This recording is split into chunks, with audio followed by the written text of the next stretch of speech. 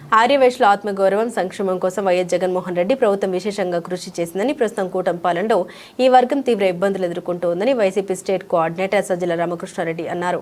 తాడేపల్లిలోని వైఎస్ఆర్సీపీ కేంద్ర కార్యాలయంలో నిర్వహించిన ఆర్యవైశ్యుల ఆత్మీయ సమావేశంలో ఎమ్మెల్సీ లేలాపిరెడ్డి, మాజీ మంత్రి వెల్లంపల్లి శ్రీనివాసరావు తదితరులు పాల్గొన్నారు. ఈ సందర్భంగా సజ్జల రామకృష్ణారెడ్డి మాట్లాడారు.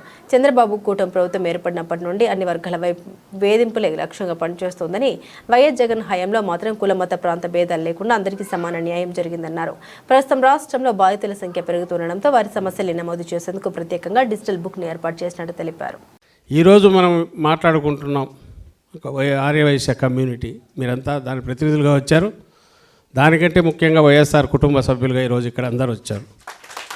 వైఎస్ఆర్ కాంగ్రెస్ పార్టీ నాయకులుగా, వైఎస్ఆర్ కాంగ్రెస్ పార్టీ క్రియాశీల కార్యకర్తలుగా, జగన్మోహన్ రెడ్డి గారి అడుగులో అడుగు వేస్తూ నడిచే ఆయన సహచరులుగా ఈరోజు అందరూ ఉన్నారు.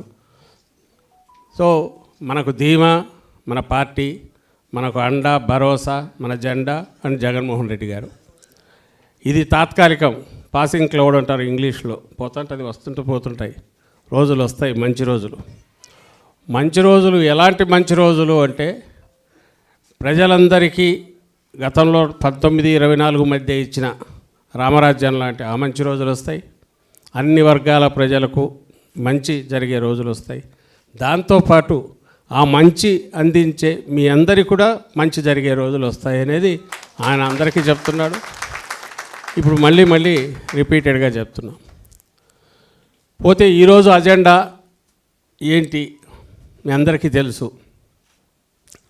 ఇప్పుడు మనం ఇక్కడ అందరం కలిసిన వాళ్ళం ఆర్యవైశ్యులు. సమాజంలో అత్యంత శాంతియుత వాతావరణము, ప్రశాంతత, ఘర్షణలు లేని వాతావరణం కోరుకునే అత్యంత సున్నితమైన కులం ఏదన్నా ఉందంటే ఆర్యవైశ్యుల కులం అవుతుంది. ఎందుకంటే